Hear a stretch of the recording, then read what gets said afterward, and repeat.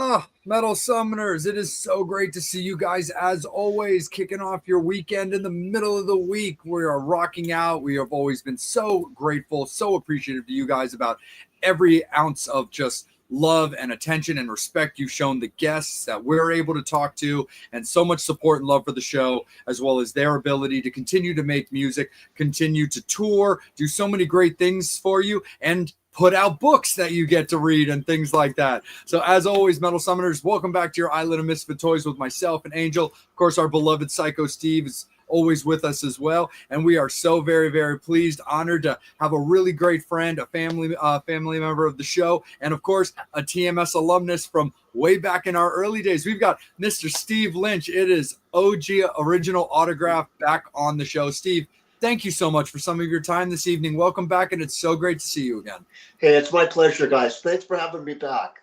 Absolutely. Of course, man. And first and foremost, man, congratulations are in order. Confessions of a rock guitarist. Your book is it's out, it's coming out? No, it's out. It came out May 20th, and the sales are doing really well on it, so I'm very pleased with that. And I want to thank everybody out there for getting a copy, and everybody's really enjoying it. It's just a wild ride, so it's been doing well, very well. So excellent, man. Awesome. When it came, so of course this is kind of like a subjective question for a lot of people that put out books and stuff. When it came to writing a book about your life and stories, experiences, the highs, the lows, the excitement, the pain that had to go through, what was it?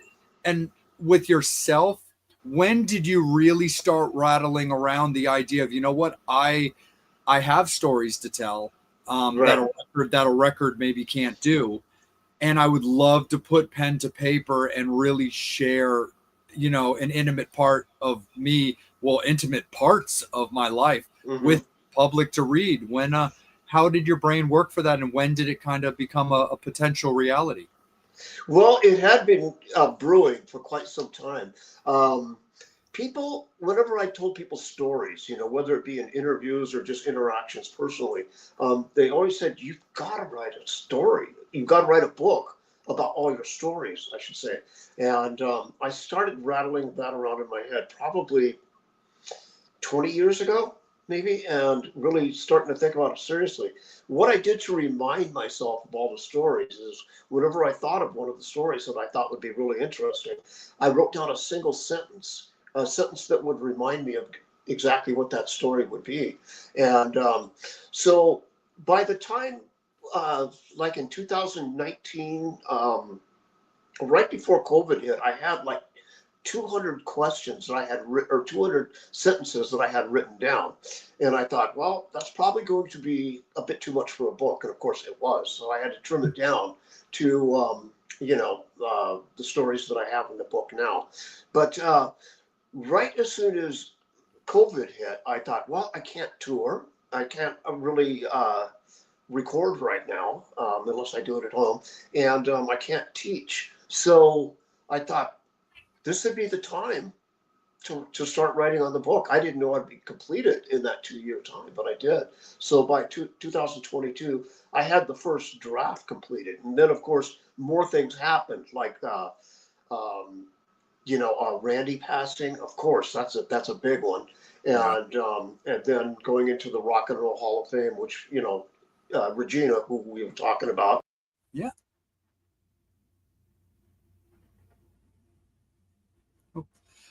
Hey Steve, sorry to break in on you real quick, but you just went quiet. Yeah. So Angel, will you look into that real quick, brother? Everything was going good, Steve, and your vocals dropped.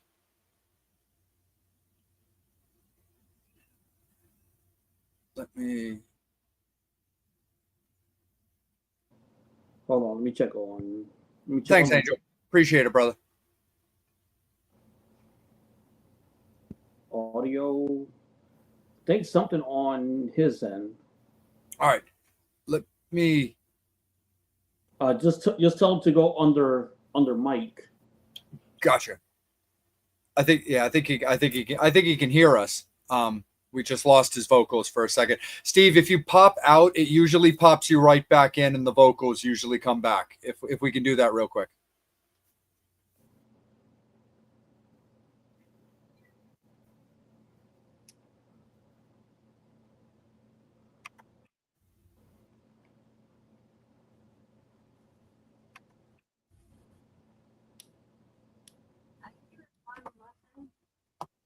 Yeah, we lost Steve's vocals. Yeah, so I hear it on here. Yeah. Let me try the pop and let's see if we got you back, Steve. Do we have you? Oh, weird. I can see you, but we can't quite hear you real quick.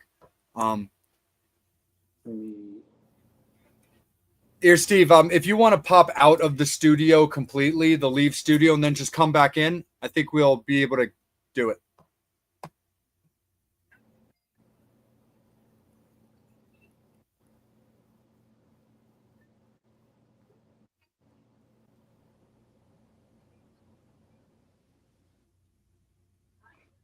It's rock and roll. That's how you know the show is live, and we don't have any backing tracks or. Yeah, exactly. Would.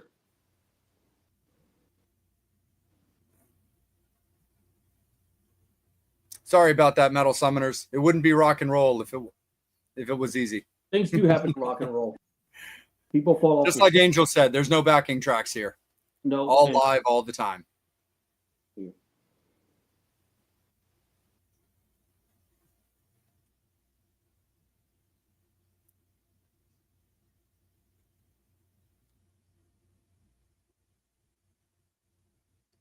So thank you everybody for your patience. Yeah. Well, while we wait, let me do this real quick. Yeah, don't forget to get the book. Absolutely. Of a rock guitarist. When we had him 5 years ago, he was talking about he was working on a book. Mm-hmm. Last year for the Hall of Fame, I was supposed to go there, but what's the name of the airline? Frontiers Airline could not go above 10,000 fucking feet. Oh. You could have flown 10,000 fucking feet and me to the damn Hall of Fame. Okay. Hey, right on. Can you hear me? Yes, we are good to go. Sorry about that, Metal Summoners. We appreciate your patience, but that's how you know that this is pure rock and roll. There's no backing tracks. This is what happens when you go live. Every time. Absolutely. But yeah, Steve, so sorry about that, but please continue. You were talking about the Rock and Roll Hall of Fame.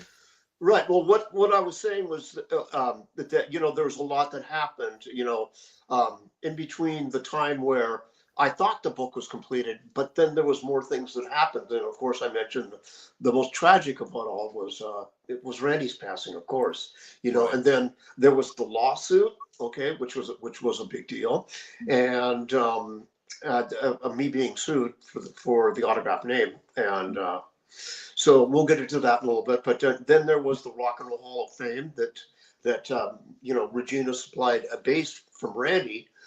Randy's bass called Nuns in a Blender, which I thought was the perfect name for the bass. If you saw it, you'd understand why.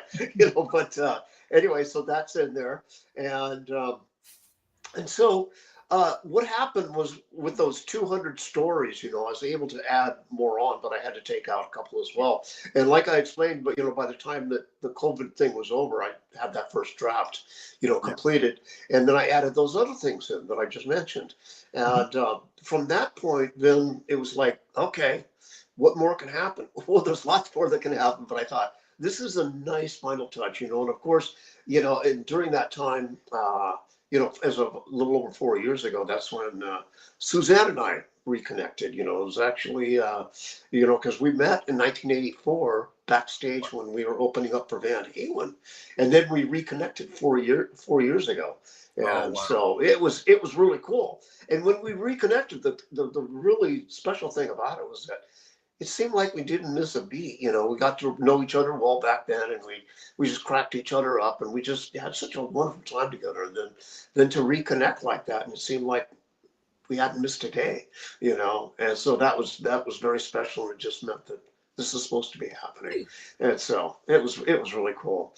And so yeah, so that's that. So the book, it basically starts from when I was very young, and I had heard a lot of those stories from my parents, all the trouble that I used to get into and everything. I mean, even when I was a toddler, so I started pretty early. And then just all the trials and tribulations that I went through in my life, living in a tent when I was 15 years old, because I refused to go to school because I told my dad that after the day Jimi Hendrix died, which was, September 18th, 1970, I told my dad, I'm not going back to school. I'm just going to play guitar from now on. And I had already been playing guitar, but I just decided at that point that that's it, because I was a huge Hendrix fan, and that's all I ever wanted to do anyway. And so he said, well, that's fine, but if you're not going to go to school, you can't live here. And then I asked him, I said, can I borrow that old tent that we have in the garage, that we haven't used for years? And he said, oh, you can have that old thing. I don't know if it's any good anymore. And so I said, okay. And I pitched the tent up next to a friend of mine's house in the field next door that was covered in blackberry bushes. And I went and cut a path from their house into the blackberry bushes and ran an extension cord out there and set up my tent. So I had, it was a 10-man tent, so it was a pretty good sized tent. And I had my amplifier, and I had a lamp and a heater, and boy, that's pretty much all I needed. And I had a little cot with a sleeping bag on it, and so I lived there. I lived in there for a year, and unfortunately that year it snowed a lot, so I had to set my alarm for every couple of hours to get out and shovel the snow off the tent, otherwise it'd start caving in, And so but those early days, I mean, I wouldn't change that for the world, going through those things, and I got a job working at a stereo shop right there in Des Moines, Washington. It's a little bit south of Seattle, and I was making about $25 an hour, and I was learning all this stuff about, we were building speakers, and so I wasn't in the front part.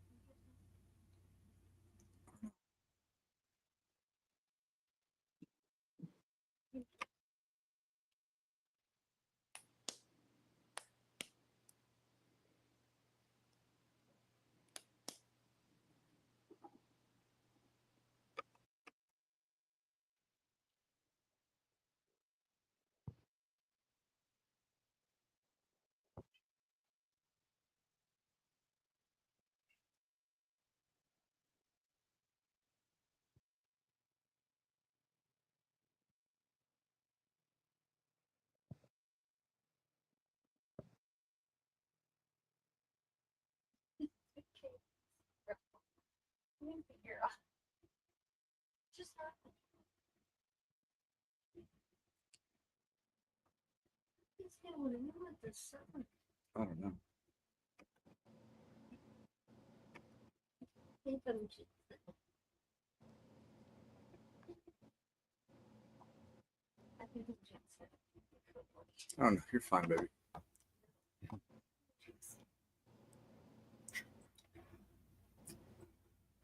Steve, everything was going good again, and for some reason we had an audio drop again. So we're checking it again on our side. I'm not sure exactly what happened again. Everything was totally going smooth, so let me make sure we didn't hit a switch. No.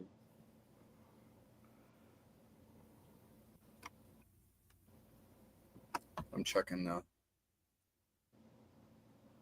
media. I'm checking Steve's audio. So everything was definitely good.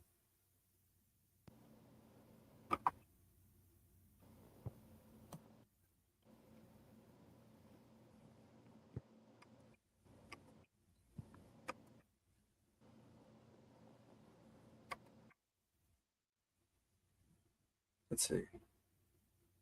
Let me see. Oh, not quite. Settings.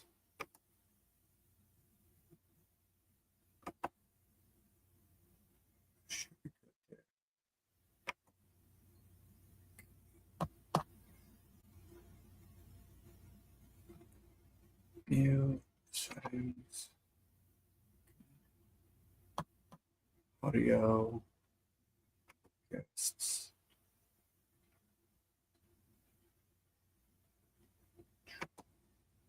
Yeah. Hey, Steve, can we try out and in one more time? I'm really sorry, sir.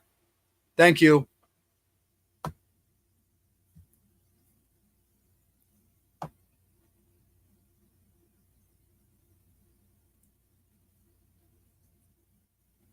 Yeah, that's really weird, Angel. Sorry about that, Metal Summoners. We had that like what, like 3 or 4 weeks ago. We had a guest that we were having some weirdness with that too.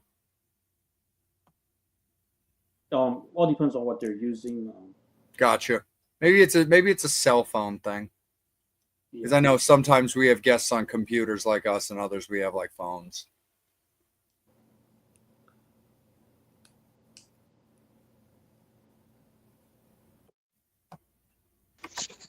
Ha! All right. Okay, can you hear me now? Totally. You sure can. Okay. Back to being crystal clear. Okay. Do you want me to talk louder? Nah. It's definitely all good there. Okay. So where was I at? Okay. So I was talking about the different bands that I played in Seattle, and then after playing in the bands up in Seattle for, I guess it would be about 5 years, I was playing up there professionally, up in the Pacific Northwest, and that includes, the Seattle area and Western Canada, up in British Columbia, and Montana, and Idaho, and Oregon, down into Northern California, and so then we were playing constantly. Out of those 3 bands that I was in, we were constantly playing, and then I was calling up, and when I was in Montana playing a show, I called up my guitar teacher in Seattle because I wanted to get back in for a few lessons, before I went back on the road again. And they said, he's not here anymore. He's down at some new guitar school down in Los Angeles, down in Hollywood. And I went, what? Guitar school? Are you kidding? That would be like the ultimate right there. Because at the time, I was kind of getting tired of the whole top 40 thing, even though I'd only been doing it professionally for 5 years. I wanted to get into writing and recording. Playing the top 40 thing just didn't do anything for me. And so I thought this might be an opportunity. So I actually called the place up, the Guitar Institute of Technology. It was under new listings. And I got the number. I think it was 213-462-1385. I'm pretty sure that's what it was at that time anyway. And so I called up and I got this lady on the phone and I asked to speak with Dawn Mock. And she says, well, that was my teacher in Seattle. And she said, well, let me go see if he's teaching class right now. I'll be right back. And so she came back and she said, okay, here's Dawn. Dawn got on the phone and said, Steve Lynch, because I told her my name.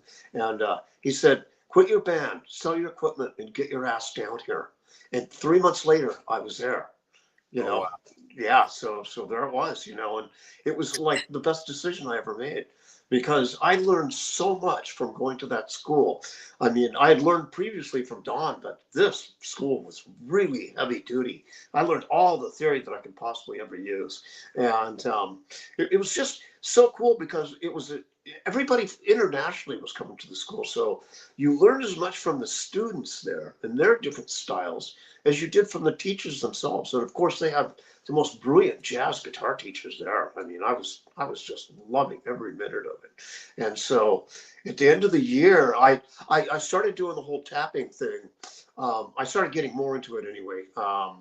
While I was going to the school in the very beginning of that year, there was a guy named Emmett Chapman who invented the instrument, the stick that you play with two hands. He said that during the clinic that he got so far with guitar that he had to come up with another instrument to accompany himself, just like you do on piano, with your left hand playing the lower end and with the bass lines and some of the lower chord inversions, and the right hand playing the melody and the solo parts. And so when he said that, I thought, oh, well, I'm into the tapping thing already. I've been doing that since like 1975, but I hadn't gotten that far into it. But I asked him after the clinic. I said, can you show me something on guitar that you had practiced on before you invented this instrument? And he said, sure. And I handed him my guitar, and he started playing these scales, like he said, like, look, here's with your left hand, this is an A minor pentatonic right here. Well, you can go up here and you can play it with your right hand accompanying your left hand. And he went, and I just went, oh my God, that's it. And so I wrote down all the arpeggios, the triad, the chord inversions, all the scales and everything that I was learning there, but I was writing it all out two-handed. And then at the end of the year, I performed in the graduation ceremony. And that was the first time I wasn't really showing very many people. Jennifer Batten, if you know who she is, she's a brilliant guitar player, played with Michael Jackson and Jeff Beck. So I showed her some things, and then she took a couple lessons from me after we graduated too.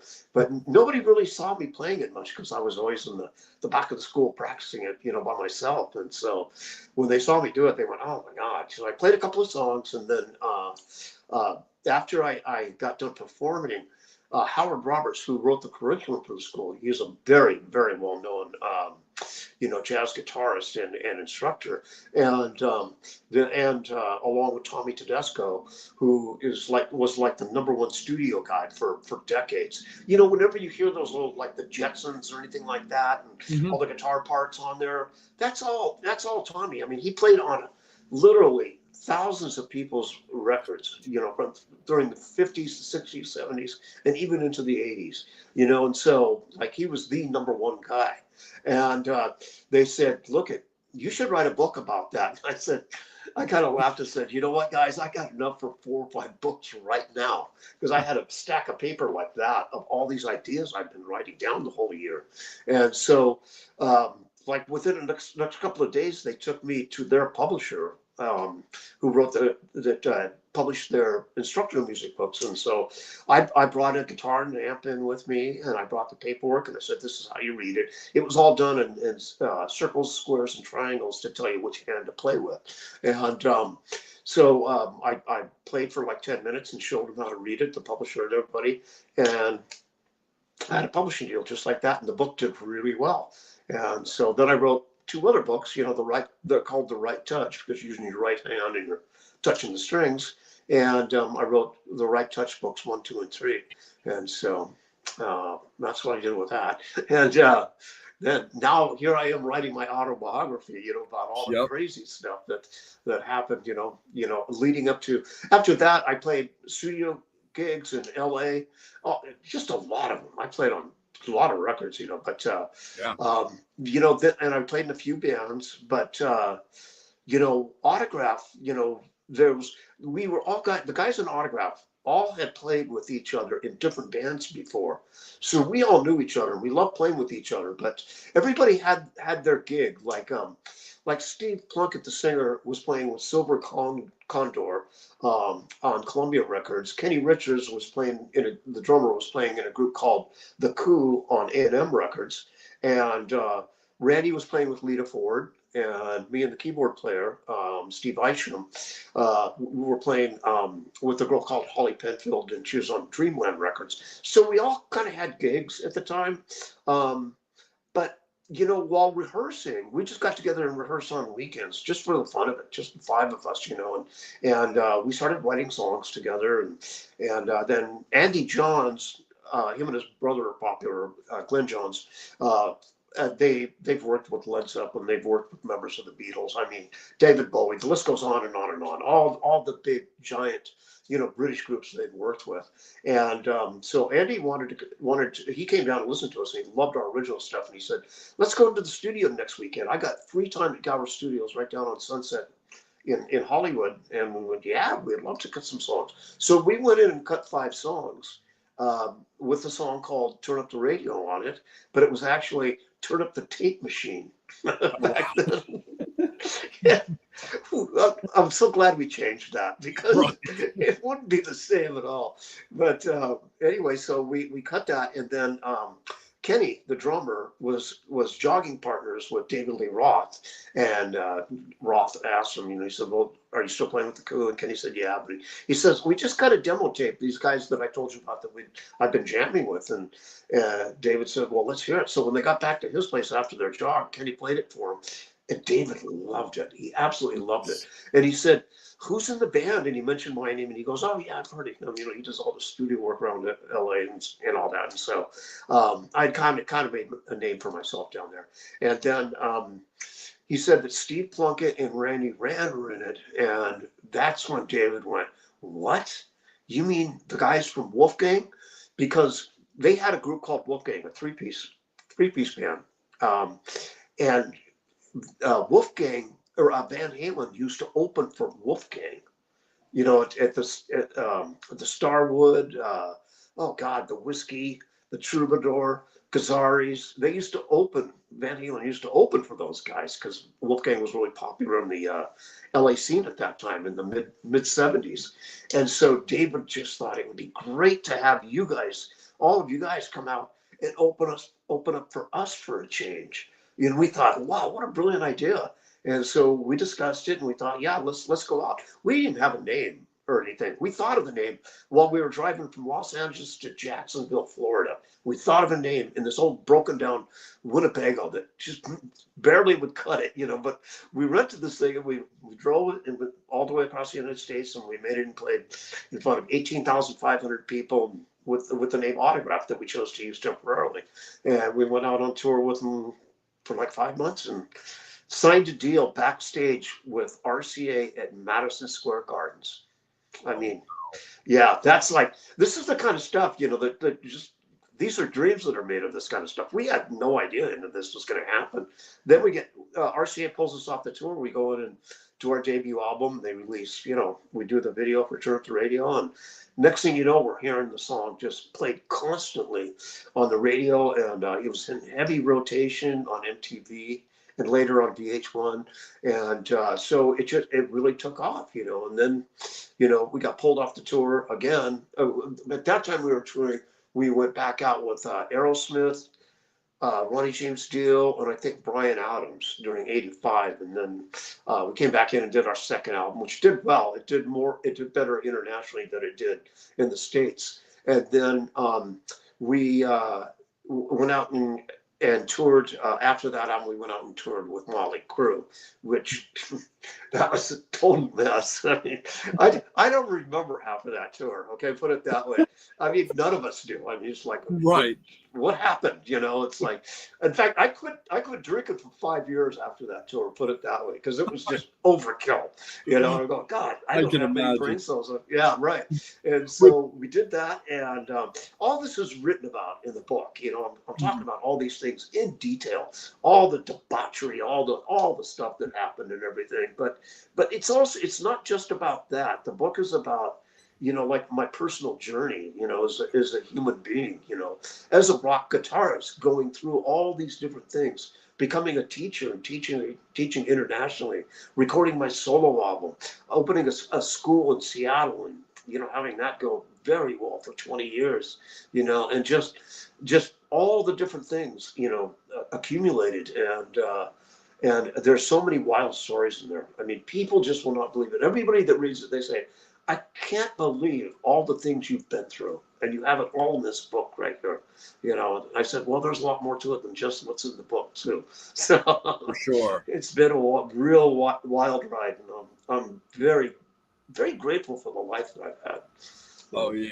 I mean, it's funny, Steve, when you talk about like you guys not having a name and like trying Uh-huh. to put together a name, which is funny because you also had like Isham on keyboards. So there's a Mhm. part of me that's like, how did the band not end up called the Steves? You had I three know, of really, right, you right. had three of them at one point.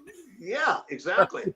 Yeah, So and that's the thing is, and the weirdest thing is knowing Steve. I was going to mention this earlier, but knowing Steve Isham, the keyboard player in Seattle, and then after I graduated from the Guitar Institute of Technology, I'm moving into this uh, apartment out in Glendale.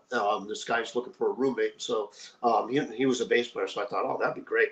And Steve Isham is moving out. He was the roommate, and he was moving into another place. And so as I was moving in, he was moving out. We just stopped and looked at each other and went, "No way! Are you kidding me? Out of a city of 16 million people, what are the odds of us running into each other right at that moment, and then a couple years later being in the same band together? yeah, Autograph. I mean, just the odds. It was like it was just meant to be because the the chances of that happening are just astronomical. So here we are. It all came together and worked perfectly for 6 years. you know absolutely, for sure. And Steve, I got one more question in this segment, and then Angel, okay. take it over from me, my friend, because you've of course been more than patient. Steve, working on your memoir, of course, there's a certain amount of like thought, rehashing of stories. Some really, really great, some maybe not so much.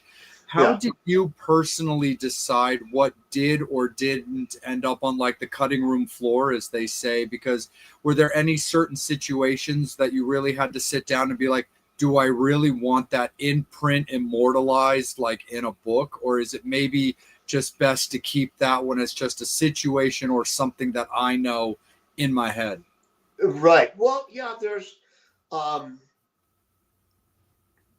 like the whole thing that went through with the whole lawsuit, me being sued Mhm. for the name autograph. And you see that was one that I didn't touch on much in the book, but I did explain it um, that basically that name has been in commerce since Right. 1984.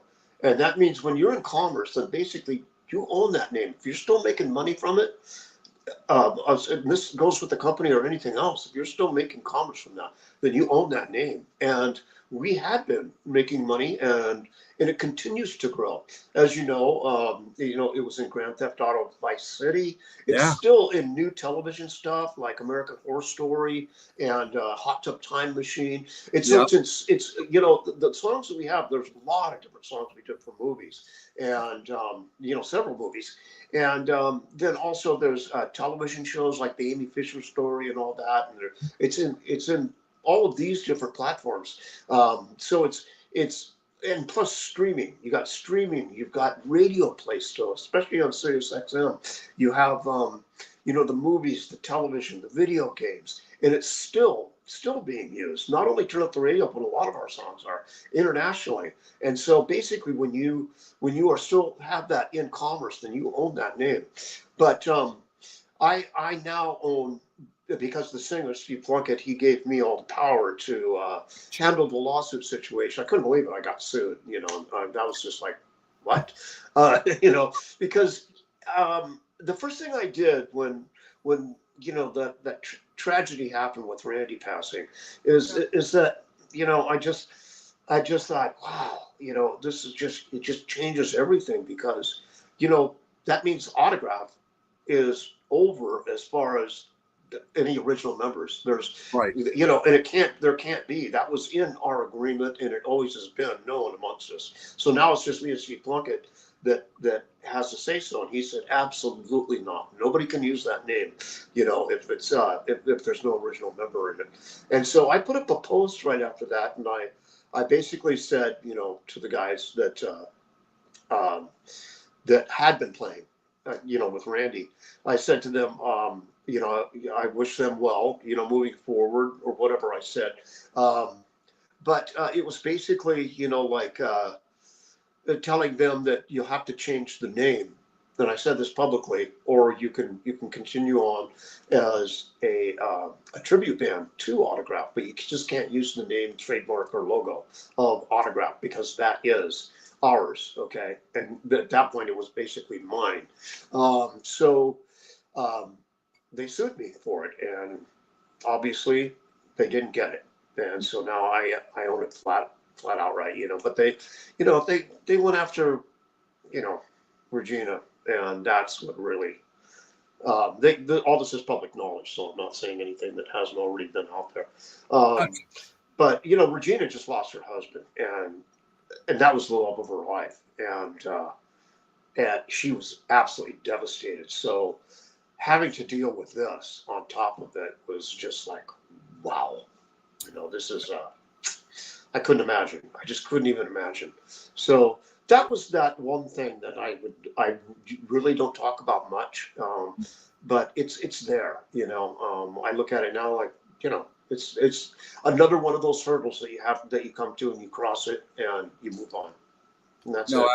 Yeah. Absolutely. And just like as a final thing just on this topic, and we had talked a little bit about it off the air because I did feel for the sake of your fans, the Metal Summoners, the people that were curious, like when even with the of course the untimely passing of Randy, and you becoming back involved, the lawsuit and things like that, was it mostly about did you feel personally that there was just kind of some immoral behavior? And I'm not trying to take cheap shots at anybody, but did you just feel that there was, the brand that you had established with Autograph was somewhat in jeopardy a little bit just because of like the behavior, of the band moving forward? It wasn't really, I'm not going to dive into it that far. Yes, of course. There was, but I don't want to publicly speak about it. But there was a lot of things that I found very, very concerning.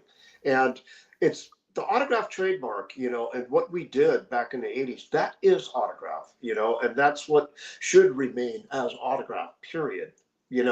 I mentioned this to you earlier too, is that if the situation were reversed and I was playing in a band that let me be a part of it, even though it was later on, and the last member, original member had passed, while I was doing shows and recording, then I would have said publicly, this is, I'm so grateful for having this opportunity with these guys. And, the sad passing of the last original members will forever, wrench my heart, but it's time to hang it up because there's no original members left, and I would have graciously thanked them. That didn't happen at all, and it was what did happen was me getting sued. That was completely unexpected, So wow. I definitely understand it, and of course, on behalf of myself and Angel, like we really appreciate your transparency, Steve, and being so open. Absolutely, I want people to know the truth about everything. There's just certain. I don't want to get into it in too much detail. That's like I've moved on from that. It's done. Yeah, and my life is going fabulously. And I'm just very, very happy that with the way it came out. Absolutely. For sure. So is Regina is too. Yeah. Oh yeah, no, and we absolutely love Regina. Absolutely love her to death for sure. And everybody loves Regina. Exactly. That's all there is to it, and speaking of people that we love, we need to bring this poor forgotten soul into this conversation. Angel, my friend, super appreciate you as always. Love you, bro. Take it away. Say, man, congratulations. I'm still bummed out that Frontier Airlines cannot get above 10,000 feet with the plane last year. The Rock Hall of Fame. Still pissed about that. Yeah, right. So with everything happening with the book, is there the possibility of you doing a book tour? Yeah, there is actually. In a few weeks here, I'm going to be at the Rock the Block. That's in Wilkerson, Ohio. And it's a big event. We go to it every year because, all of our friends are there, Jeff West and Dan Gray and everything. They put on the whole thing. So anyway, it's going to be there. And then there may be one in Seattle. And I'm thinking about doing one in LA as well. And so, but that's all just, coming about slowly. Like I said, the book's only been out for a month now. And since it is doing very well, then I'll probably end up doing, a few more cities as well. So, but anybody can buy it right now, just go to Amazon. There it is right there. Type in the name, Confessions of a Rock Guitarist, and it'll come right up. So, yeah. And that's an old picture that I found that was photographed in front of this. It's actually a hotel in Hollywood, and they said, "Come on, we got this perfect place for you to take this promo picture for you." And it was before I was going out on these tours doing guitar clinics. I did 325 guitar clinics in 20 different countries, and so I used that picture for the cover. I thought this has got to be the picture because I'm sitting on my Mercedes there. It says it's a California license plate that says guitars on it, GITTARZ, and it's my personalized plate from back then. And I've got this lime green guitar, West Tone guitar, and I just thought, it's just the perfect picture for the title of the book. Do you still have the guitar? I don't. Unfortunately, I've given away so many guitars, and I've sold a few of them, but most of them I've just given away, so. But to fans, that's it. They really like a guitar, and I just give it to them. So Really? You don't say. Maybe we need to talk about that. yeah, except they're all gone now. Right. No, I still have some guitars left. Some of my prized possessions, but Of those course. will never go. Yeah. But, For the book, did you consider any other titles? any other titles? What do you mean? For the book, you mean? Did I Yeah. consider any? I did, but I was going to call it "Turn It Up," but that's something that's more identifiable with the band rather than myself. Like I said, this is the whole story of my life up to this point, which I just turned 70, and Really?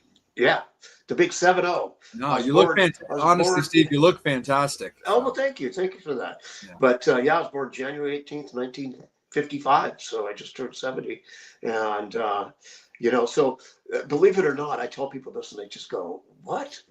I tell them Eisenhower was president, and they go, "That old guy?" They think, you only see black and white, photos and television reels of them, and then there was only 48 states.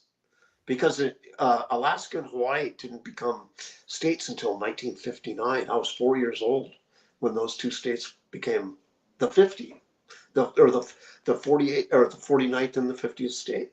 Yeah. You were born during a different flag. Yeah, absolutely. Yeah. That's the And truth. don't get me wrong, my mom was born in 52. So like I really There you do go, yeah. I really do understand, but when you actually start thinking things through like that, it's pretty crazy. Oh God, and I talk a bit about that in the book because, like, during the 60s, I'm so glad that I lived in this time era because I got to watch it all happen. I watched the whole hippie movement in the Vietnam War. I saw JFK get assassinated, RFK, Robert F. Kennedy, and MLK, Martin Luther King. I saw them all get assassinated. Both of them were in 1968. Kennedy, of course, was November 22nd, 1963. And so I watched all of this, and I watched the Vietnam War grow. And then there was the women's lib movement, Roe v. Wade. There was the whole, Andy Warhol, the pop culture and all that. Allen Ginsberg out of Greenwich Village, and all the hipsters that he had, beatniks and all that kind of stuff. And so I watched all of this take place during my lifetime. And then into the 70s, I watched the disco era come and go. and just all the amazing bands. You know, I grew up with like the Beatles, the Who, Jimi Hendrix, you know, Janis Joplin, the Doors, you know, and of course Led Zeppelin and Pink Floyd and Genesis and all this. You know, these were the bands that were the bands. That was my. A lot of people that are into the '80s. Well, that was my bands because I was from the '60s and the '70s. You know, and that's what I listened to, and that's where I got my beginning guitar chops and everything. It was all from those bands. You know, so it was a different time era. I mean, like when we got signed, everyone in the band was 31, 32. Not me. I was just shy of turning 30 when we signed. You know, just a few months before I turned 30. So we were kind of late comers, but we had all played. You know, done a lot of studio work. You know, we'd all been in the studio and made albums already, and we had all, you know, it wasn't like our first summer on the block. We were seasoned guys. You know, when we went into the studio, it's like when we first started working with our producer Neil Kernan on the first album. He goes, "Man, you guys know exactly what you're doing." I mean, you know, he says you know exactly what to do before I even say it. You know, you already hear a problem or something you want to change. And he said, so I'm just kind of sitting here moving dials, you know. And so same thing with our second album. We didn't even use a producer, you know, because the producer that we had hired, you know, through RCA, he said, I can't, you guys are so good in the studio. I can't even think of anything, any advice to give you. So I should probably step down. So he did. And then when we got Andy Johns to produce the third album, the one that the Andy Johns that did the demo tape, he came in and with his expertise and you know the people that he had worked with before, you know, like I'd mentioned, you know, like you know, anyone from David Bowie, members of the Beatles, Led Zeppelin, and on and on and on. I mean, him and his brother Glenn Johns has worked with all these people. So when he came in, he took us in a different direction. I think that third album is really who we were a well-oiled machine at that time, and we really had our chops down. You know, I think that, you know, even though we spent 3 months to do that album, we could have done it in a month, like because the first and second albums we did both of those albums, including mixing and mastering, in just 30 days, which is really fast. I mean, there has been some that are going faster, but 30 days is really fast. But that's how good we were in the studio. You know, everybody had their parts down, you know, and very little changed once we got into the studio. We had a habit of demoing all of our songs before we went into the studio, so we knew what we wanted to change, but we pre-recorded all these songs, you know what I mean? So by the time we got in there, we knew exactly what we wanted, so we just banged them out left and right. And that third album, really, that was the one that really came out the best out of the three, in my opinion anyway. Other people like the first album, some people like the second album, but the third album really brought it all home, loud and clear. So you still there? Oh yeah, Yep. totally. No, No, totally. Okay. Right, No, just- sorry just get for some- the pause there. I was letting Angel continue. He was pulling up a fan question. Oh, okay. In the book, you speak about the. I'm sorry. Yeah, in the book, do you speak about the finger picking style developed Oh in yeah. your? Yeah, in depth. I do speak about that because there's been a lot of speculation as far as did I get the whole thing from Eddie Van Halen, which I didn't. I didn't at all. In fact, my first book was written, you know, at the time when their first album came out. It was 1978, and so I already had written a book basically about it by that time, and so. And I'm a little bit older than Eddie was anyway, you know, so he wasn't an influence on me. I'm only like 10 days older, but you know, still it's you know, it's I'm still older, you know what I mean? So he wasn't an influence. The last person I listened to when I was going to the Guitar Institute of Technology was Alan Holsworth. He's just like this jazz fusion artist that just, I mean, he blows all the guitarists at that time, like Steve Vai and Eddie too, was listening to him. What's he thinking of, you know? And Eddie even admitted that a lot of the bending techniques and stuff that he got was like the beginning of the solo and Beat It, you know. He said that's a total thing from Alan Holdsworth, so there's a lot of ideas that I had that came from Alan Holdsworth as well, and it was just very off the wall guitar playing. And Steve Vai was frustrated with Alan Holdsworth because he says, I cannot think of what this guy's doing. What is he thinking? I can't even imagine because it's so far out there. But that's what made him really popular amongst guitarists, amongst professional guitarists. He was just the go-to guy, back at that time. So. And we get to another question. You mentioned lawsuits. Well, it's a different industry today. What advice would you give to a musician who's approached by a record label? Well, the main thing today is, if you're approached by a record label, the first thing you have to do is make sure that you have an attorney look at everything, and it's got to be a music attorney. And nowadays, what you have to do is you have to look at copywriting your songs and everything. There's a site called Copyright Alliance, and as soon as my site is done being built, I will have all the links on that as well.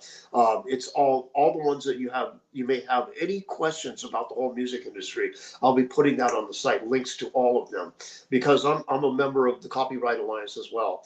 And so it's copywriting your name, all the songs, all that kind of stuff, and making sure that when you're co-writing with other people, that you have the split correctly and everything, and it's all agreed upon. And it shows you how to really navigate your way around a record label. Nowadays, basically, it's the distribution company that it's not so much the label anymore.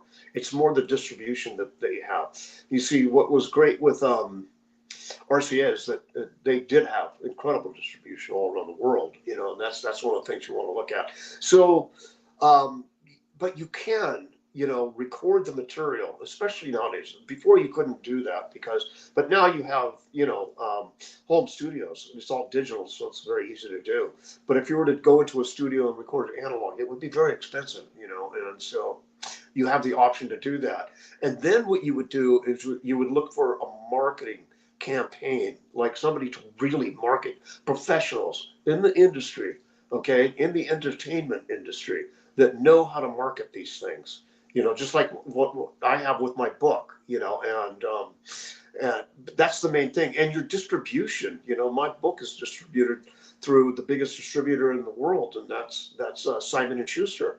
And so you have to look at what their distribution is with the records as well. So so that makes a big difference. But if you can record the stuff at home, do so. And then sign a deal with a distribution company, not so much a record company, because they will rob you blind, guaranteed.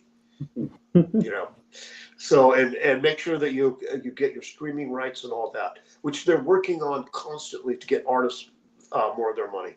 But the one thing that I have taught through clinics is and through writing my books and everything is that concentrate a lot on your songwriting. A lot of guitarists just think, that playing super fast will get them the deal of their lifetime. No, playing guitar, especially nowadays, it doesn't even get you noticed. I mean, that was the thing when Yngwie first came out. But now it's that market, as far as the super fast playing, that's completely saturated. They don't need that. What you need is really good songwriting. And to be honest, it's what I did was I broke away from, like I told you about the whole Alan Holdsworth thing. In 1978, that was the last time I ever listened or was influenced by a guitar player. It was the same with my writing. When I did my Network 23 album, my solo album, I didn't listen to any songs during that time because I wanted everything to just be something that just came from within. And that's a very, very important part. Don't worry about fitting into a style. Because that doesn't matter. Create your own style, not only for yourself, but as well as the band members that you play with. Approach it that way. And one of the biggest examples I give is Pink Floyd. They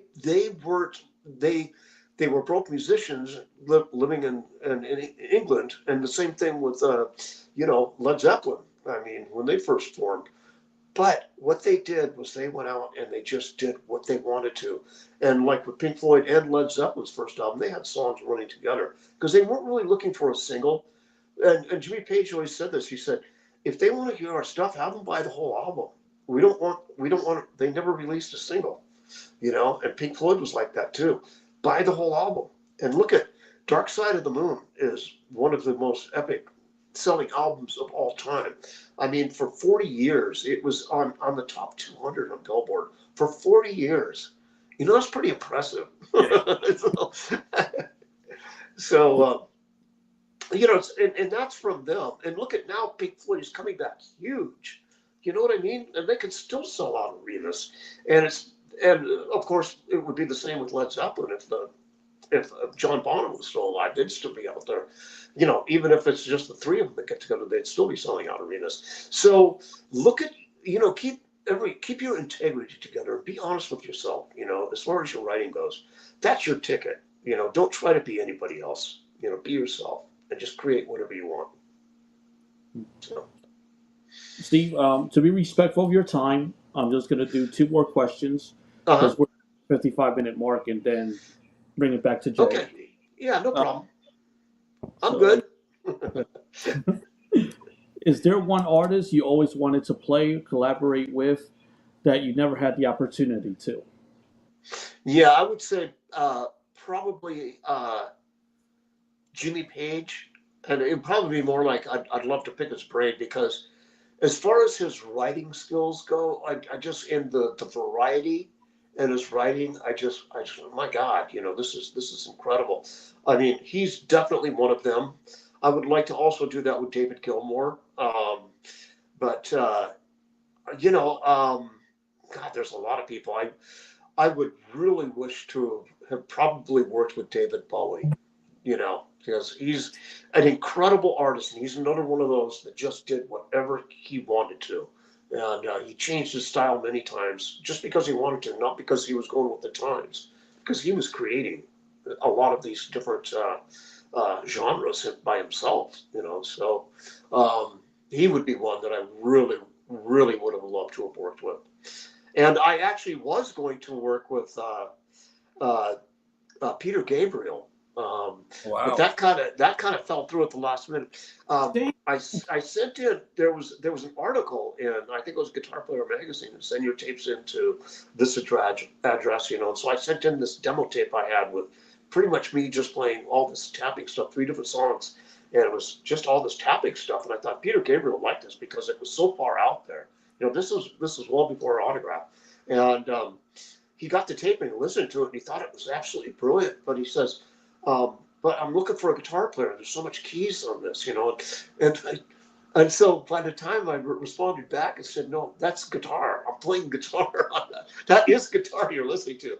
He thought it was keyboards. Oh, no. Yeah. And I said, no. So because he hadn't heard anything like it, you know, because it was these 3 instrumental pieces that I did with just all the tapping stuff. And so, but by the time I got back to him to explain, no, he already had a guitar player picked out. So, Steve, you mean you didn't just call him on his cell phone back then? Yeah, right. No, this was at that time when they only had telegraphs. Well, then again, yeah, they used to send faxes back then. Yeah, right, exactly.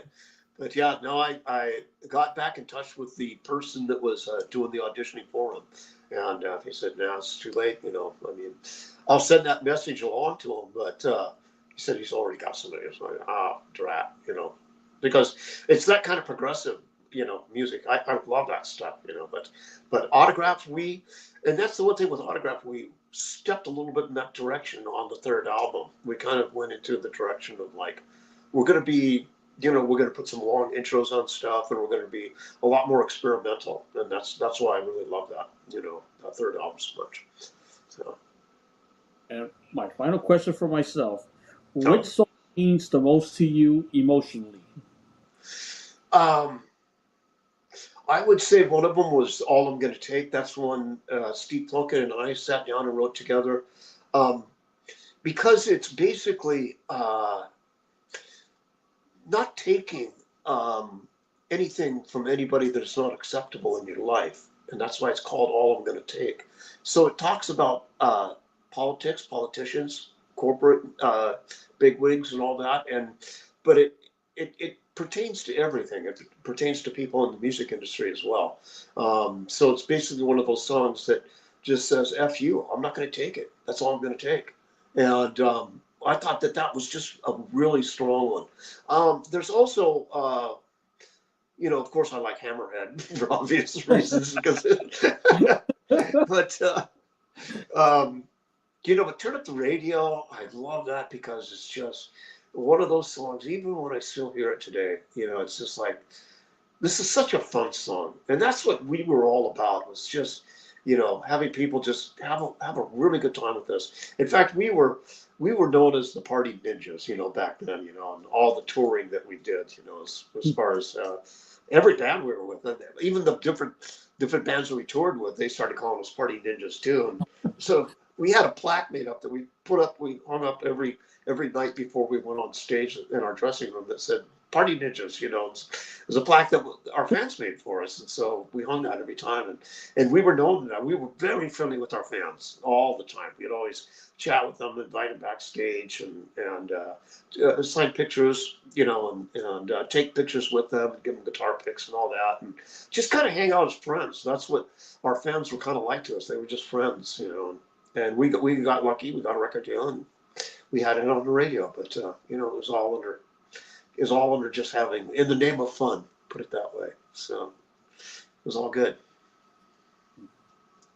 Man, can't thank you, Steve, really, for your time this evening. Yeah. But I think everybody will really enjoy the book. We didn't touch on a lot of the things, but the thing is that it's a real wild ride, and a lot of it's just about keeping a good attitude no matter what happens, and you just make it through it, and you try to, if you make a mistake, you just do it over and do it right, and you just keep on plunging ahead, and everything will work out if you have the right mindset. Absolutely, 100%. And before we let you go, there's just a kind of a curious question that I wanted to ask you about, like an era of autograph that doesn't really get discussed all that much, because I always love hearing about like what some people kind of deem as like lost albums. Like, I have this album, I like this album, you and Randy both signed this album for me, and I really wanted to ask you for a moment about missing pieces, because I find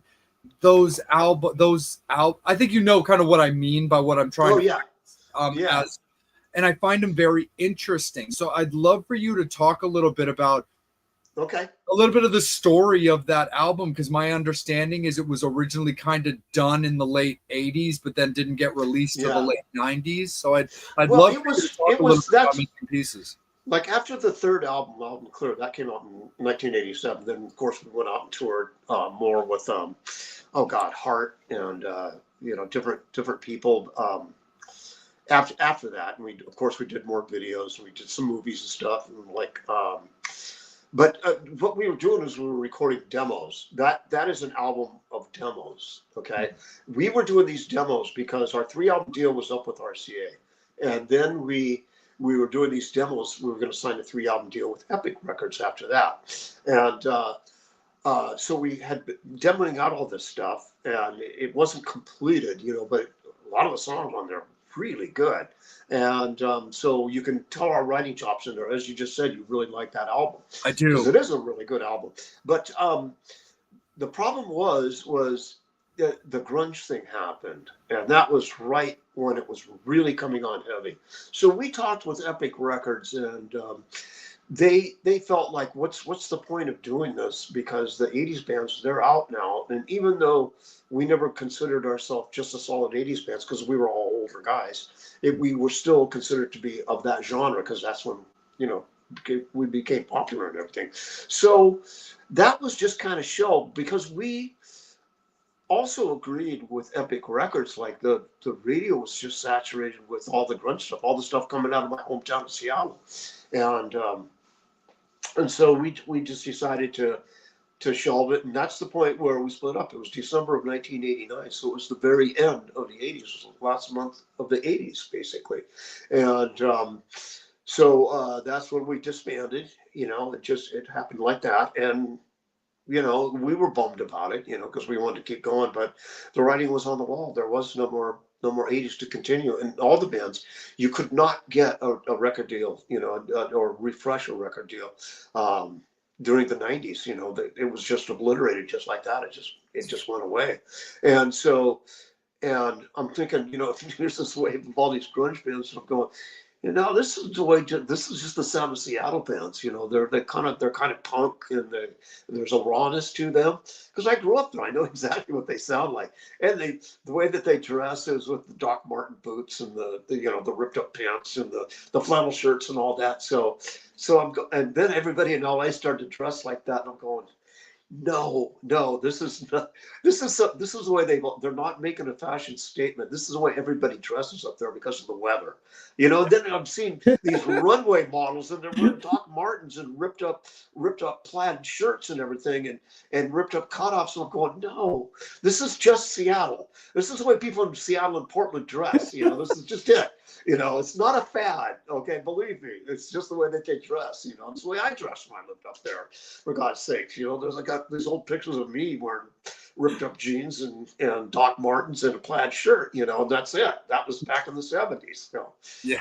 it's pretty funny that it all came about like that. But yeah, a lot of bands were destroyed. And when I did my Network 23 album, that was '95, and you know, when I shopped it with Marco Babineau, who used to work with Geffen Records, he said, Steve, nobody's, you know, I hired him to shop it, and he said, nobody's even listening to it because there's that stigma attached to it that you are known as being an '80s guy, and they're not doing anything with '80s people from the '80s, not only the bands but the individual musicians as well. He said, they're just not doing it. He shopped it to everybody, and a lot of them, they didn't even listen to it, even though it sounded completely different from anything from the '80s, you know. But that was it. So Network 23 just hit a stalemate right there.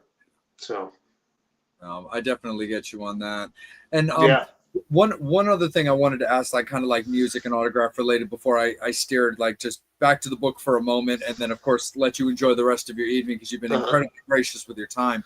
When you kind of got my gears turning a little bit when you were talking about, like, you know, of course, autographs, musical appeal in pop culture and movies. And as an original member of the band, and of course a principal songwriter, do you have to, or are you heavily consulted when an autographed song is up for interest in a movie, or is it the labels because of distribution that still have that say? No, we actually we made all of the autograph material public domain. That means that anybody can use it. They just have to pay us for using it, which is the standard fee. We don't want to go in, you know, like AC/DC, they're very stringent. It's very difficult to get an AC/DC song used in a movie. You have to jump through a lot of hoops. Same thing with Pink Floyd, same thing with Led Zeppelin. But we wanted to just make it, and so that's why our stuff is used so much, is because of the fact that we made it public domain. Yeah, go ahead and use it. Anybody can use it. You just have to pay us for it. That's it. Got you. Yeah. So, and now with the whole digital streaming platform and digital jukeboxes and everything everywhere, I get paid,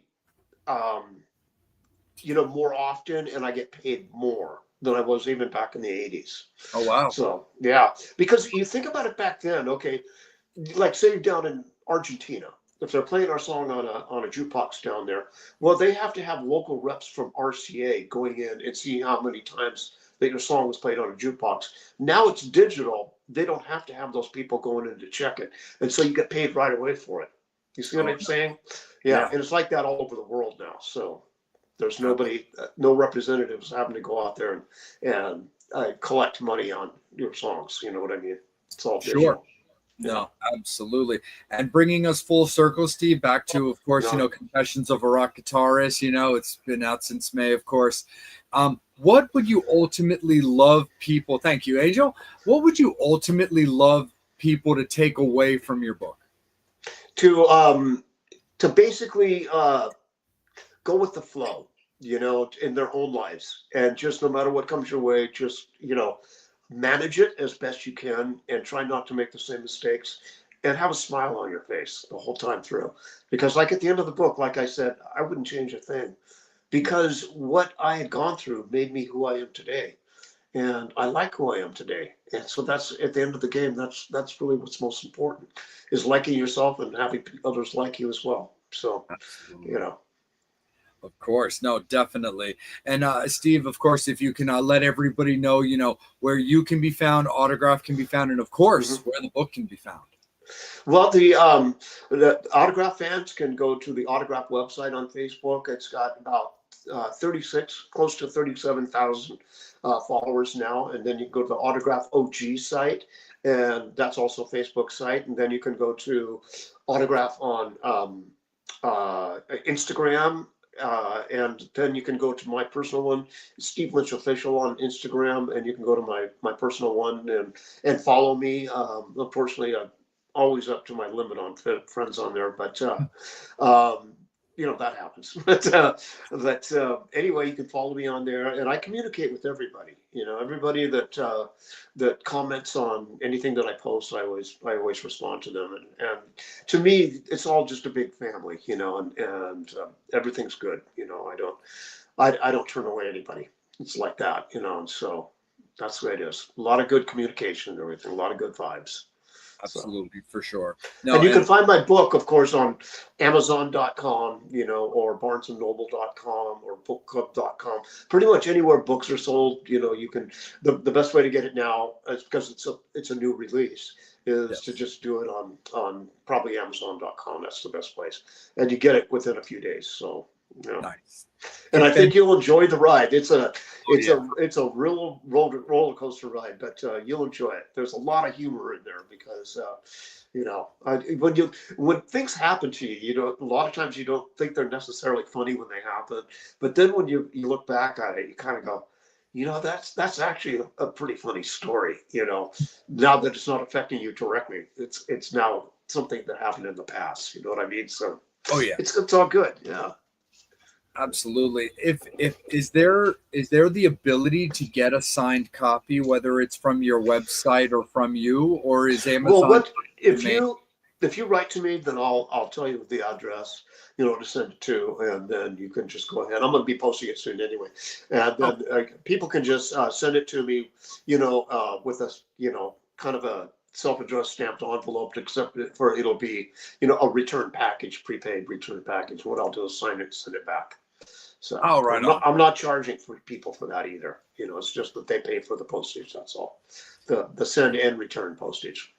Yeah. No, absolutely. Well, Steve, thank you so much for some time this evening, even extra time this evening. I mean, you, like I said off the air, and of course, with Angel as well. Like, you've always been so courteous. You're a member of the family. I always appreciate your friendship, and it's always great to catch up. It had been a little longer than we were used to, and it was really awesome to get to sit down with you tonight. And of course, the biggest thing that's always the most important to myself and Angel is that you enjoyed yourself, you had a good time. Most importantly, you felt respected, and that you felt that this interview in any way, shape, or form could benefit yourself, Autograph, and your book's success.